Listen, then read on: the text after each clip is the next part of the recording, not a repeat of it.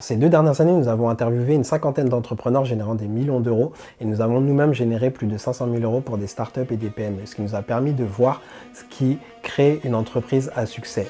On a compilé ce savoir-là dans une méthode qui s'appelle la méthode des 3 H.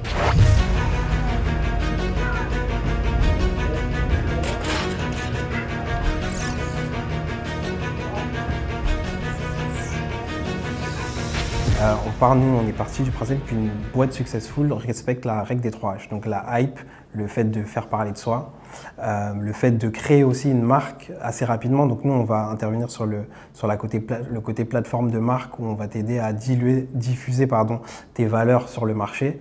Le côté hack, donc avoir un bon produit, mais comme tu as dit, c'est un peu la base. Et le côté hustle, le fait d'organiser ta vente. Et justement, le fait de mettre en avant ton client, donc ça crée un bouche à oreille où forcément tu vas pouvoir créer de l'acquisition sur quelque chose de très organique et d'assez facile. Et là, tu parlais de persona. Et j'aimerais revenir avec toi sur ce thème, parce que là, on est sur le H du hustle, justement, de la vente. Comment tu t'organises ta vente? C'est quoi le premier point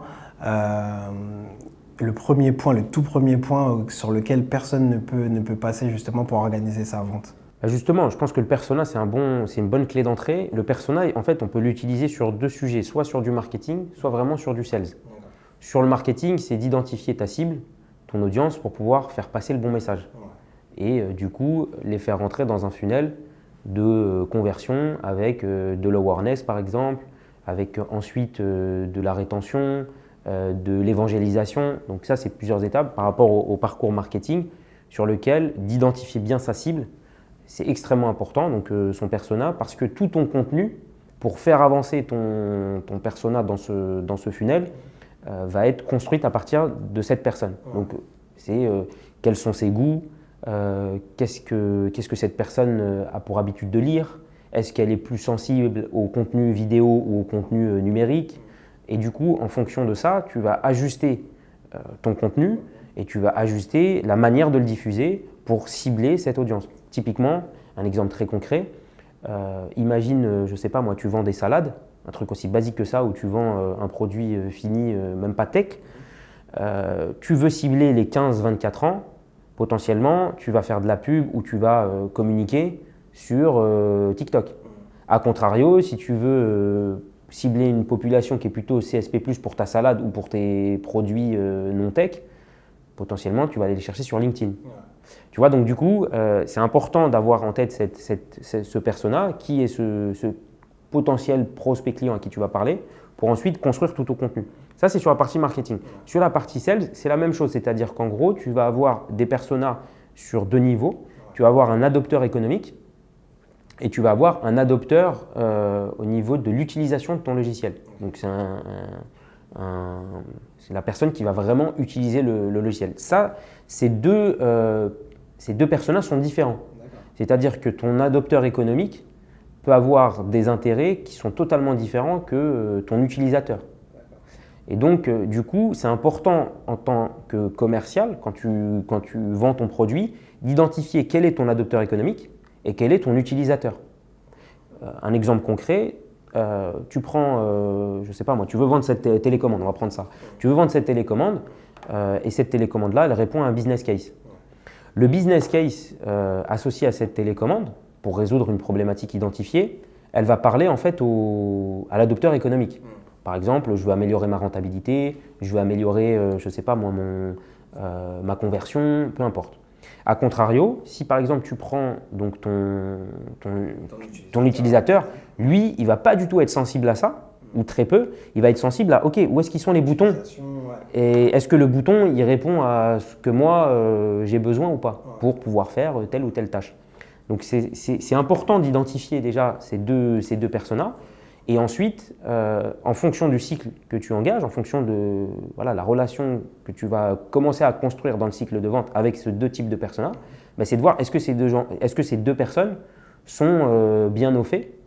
Souvent, tu peux avoir des cas où l'adopteur économique est également l'utilisateur, ça peut arriver, et tu peux avoir des cas de figure où les deux sont totalement différents et donc il faut gérer les deux. Ton contenu sera totalement différent. Exactement, ton contenu et la manière de gérer ton cycle également est différente pour amorcer ta vente. Le bailleur économique, c'est vraiment la personne pour toi qui signe le chèque, c'est ça? Exactement. Le bailleur économique, c'est la même chose qu'adopteur. Décisionnaire. C'est la même chose que adopteur économique. D'accord, ok.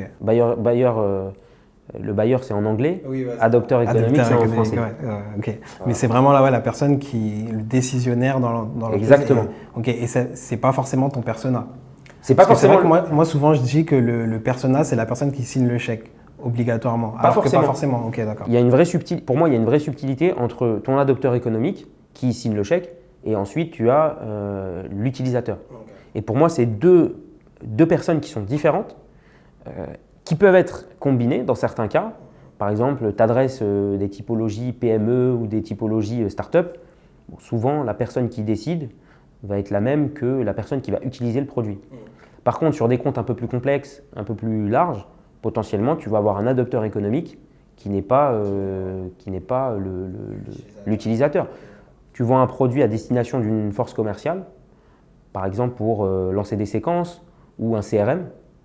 L'utilisateur, ça va être le commercial. Par contre, la personne qui décide est-ce qu'on achète ou pas ce logiciel, ça va être en fait le directeur commercial ou le CEO. Okay. Donc tu vois, il y a cette subtilité à bien identifier et donc de voir quand tu parles avec un prospect, est-ce que c'est plutôt un adopteur économique ou est-ce que c'est un utilisateur? Et en fonction de ça, du coup, tu adresses ton cycle de manière différente. Ok.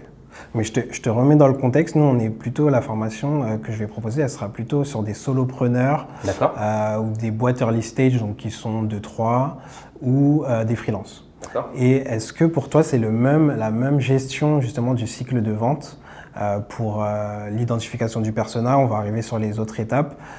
Jusqu'à la vente, c'est à peu près le même principe dans tous les cas que si tu vends par exemple à des grosses… si tu es sur du mid-market ou sur de l'enterprise. Alors, c'est un très bon point. Il y a quand tu es sur des cycles de vente où en gros tu vas parler à des solo-entrepreneurs ou à des freelances ou à cette typologie de prospects, eux, effectivement, vont combiner les deux, c'est-à-dire adopteur économique et en même temps utilisateur. Ça, c'est le premier aspect. Donc, du coup, dans la manière de les adresser, tu dois, dans ta proposition de valeur, par exemple, ou dans la manière de construire en fait ton offre, répondre au fait que d'un côté, ton produit, par exemple, il est simple d'utilisation et de l'autre côté, il y a un rationnel économique qui est facile à comprendre pour que ces gens-là convertissent assez facilement. Donc ça, c'est une première chose. Ensuite, le cycle de vente, il va être moins complexe. C'est-à-dire qu'en gros, ce qui est important dans un cycle de vente, c'est pour pouvoir mesurer quelles sont les étapes de ton cycle de vente, c'est quel est le produit que je vends et à qui je le vends. Donc, si ton produit il est assez simple, donc tu ne vas pas avoir un cycle de vente très complexe. Par contre, si ton produit il est très complexe, par exemple c'est un CRM avec des intégrations, etc., du coup forcément ton cycle il va être beaucoup plus long, il va y avoir plusieurs interactions, peut-être plusieurs démos, plusieurs touchpoints avant vraiment de convertir. Dans le cas de figure d'un solo entrepreneur ou d'un freelance, le cycle de vente ne va pas forcément être très long parce que le produit que tu vas vendre est normalement assez simple. Et beaucoup plus simple puisque tu t'adresses à une personne qui potentiellement va utiliser l'usage de ce logiciel ou de ton offre de service. Donc ça ne va pas être très compliqué. Par contre, effectivement, il faudra, pour convertir ce prospect, séquencer ton cycle de vente.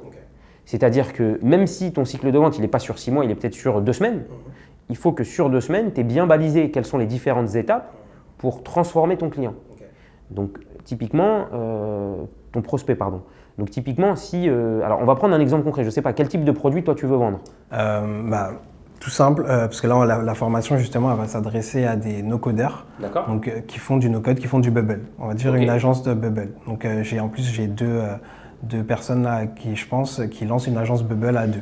D'accord. Donc ils vendent leur spécificité, c'est de créer des produits sous Bubble, par exemple. Donc du coup là-dessus, tu vas vendre donc plutôt du service. Ouais.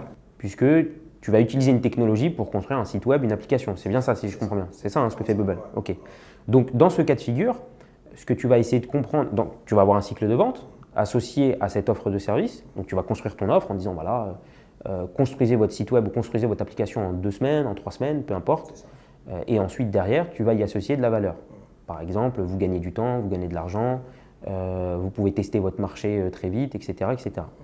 Une fois que tu as construit ton produit, ton offre de service, ta proposition de valeur, derrière, tu vas adresser ta population de prospects et du coup, tu vas avoir plusieurs types de prospects. Tu vas avoir des prospects qui sont très chauds et qui vont savoir exactement ce qu'ils veulent. Tu vas avoir des prospects qui sont peut-être un peu moins chauds parce qu'ils sont en train de réfléchir à un projet. Et tu en as d'autres qui ne sont pas du tout, par exemple, au fait qu'ils peuvent potentiellement construire une application avec une solution type Bubble et le service associé. Donc déjà, tu vois que par rapport à cette population de solo-entrepreneurs que tu vas identifier et targeter, tu vas avoir des cibles qui vont avoir une maturité qui est différente. Et de par cette maturité, les différentes étapes ne vont pas être cadencées de la même manière. C'est-à-dire que pour quelqu'un qui est très chaud, il va te dire de façon assez rapide, ok, moi je veux une démo et je veux directement avoir une proposition commerciale parce que je sais exactement ce que je veux. Donc ça veut dire que tu vas qualifier le besoin, par rapport à cette qualification potentiellement faire une démo et ensuite derrière faire une proposition commerciale. Ça, si tu es assez efficace et que le besoin du client est assez simple, tu peux le faire en peut-être, je sais pas moi, 2 semaines, 3 semaines. A contrario, quelqu'un qui n'est pas du tout chaud et qui ne sait pas exactement ce qu'il veut faire, il a un projet par exemple de lancer une application, peut-être qu'il va y avoir un travail d'évangélisation qui va être beaucoup plus fort. Et donc, peut-être que tu vas avoir les mêmes étapes, c'est-à-dire qualification, démo, proposition commerciale, mais dans le temps, ça va demander beaucoup plus de travail puisqu'il faut convertir le prospect, le convaincre qu'effectivement, toi, tu peux lui apporter la réponse à son besoin de façon très efficace. Et du coup, ces différentes étapes, au lieu qu'elles vont se produire en 2 semaines, elles vont peut-être se produire en 2 mois. Parce que le client va dire « Ok, je vais réfléchir, je vais comparer, je vais aller choisir, je vais aller voir s'il n'y a pas d'autres offres concurrentes, etc. » Donc, du coup, tu vois bien qu'ici, les étapes, c'est important de les définir pour pouvoir derrière mapper tes différents entrepreneurs en fonction de leur maturité, en disant j'ai 50% des entrepreneurs que j'ai aujourd'hui qui sont plutôt au stade d'évangélisation, 20% qui sont plutôt au stade de la démo et 10% qui sont au stade du closing. Et donc là-dessus, ça va te donner ton pipe, c'est-à-dire qu'en gros, ça va te permettre de construire ta pipeline. Et ça ne veut pas dire qu'un client que tu as un prospect que tu as potentiellement touché, je ne sais pas moi, il y a 2 mois, que tu ne vas pas forcément le convertir dans 6 mois.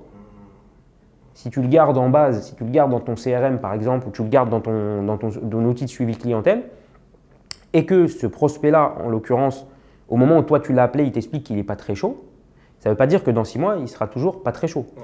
Peut-être que d'ici là, sa réflexion alors a évolué, peut-être que tu vois, il sera plus apte à aller sur de la transaction, etc. Et donc là-dessus, il faut être prêt. Okay. Entre-temps, tu peux imaginer que pour nourrir et faire évoluer en fait ton prospect dans ton cycle de vente, tu peux faire du nurturing avec, par exemple, tu vois, l'inviter à des webinaires, lui envoyer des newsletters, etc. Okay. Donc là, c'est plus un process marketing pour faire avancer ce solo entrepreneur. Mais en tout cas, c'est important d'identifier dans quelle étape du cycle le prospect il est.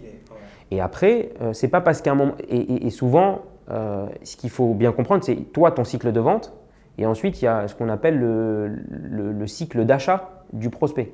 C'est-à-dire qu'en gros, toi, ton cycle de vente, c'est mapper différentes étapes pour aller au closing, pour finaliser ta transaction. De son côté, le prospect, il peut avoir un cycle d'achat qui est différent. C'est-à-dire que dans son processus d'achat, peut-être que lui, tu vois, il a besoin de plus de temps pour évaluer plusieurs solutions. Peut-être qu'il va avoir le comparatif des solutions dans son processus d'achat. Et donc, en gros, ce qu'il faut essayer de comprendre, c'est où est-ce que toi tu es dans ton cycle de vente et où en est ton prospect dans son cycle d'achat. Et si effectivement il y a un différentiel qui est trop fort, forcément que tu ne vas pas aller très vite dans le closing. Si ton prospect, par exemple, il est encore juste à évaluer des solutions, alors que toi, tu as en tête qu'il faut closer, il y a un décalage qui est beaucoup trop fort et forcément que ça ne va pas matcher. Si par contre, toi, tu pars du principe effectivement que ce client-là, il est sur de l'évaluation de solutions et que toi, tu fais de l'évangélisation, là, vous êtes plutôt bien alignés.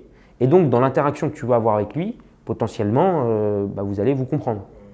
Mais tu dis un truc hyper important et que j'aurais peut-être pas mis en avant, mais moi j'aurais plutôt choisi un persona où je sais que, par exemple, par rapport à ton exemple, il serait plutôt mature.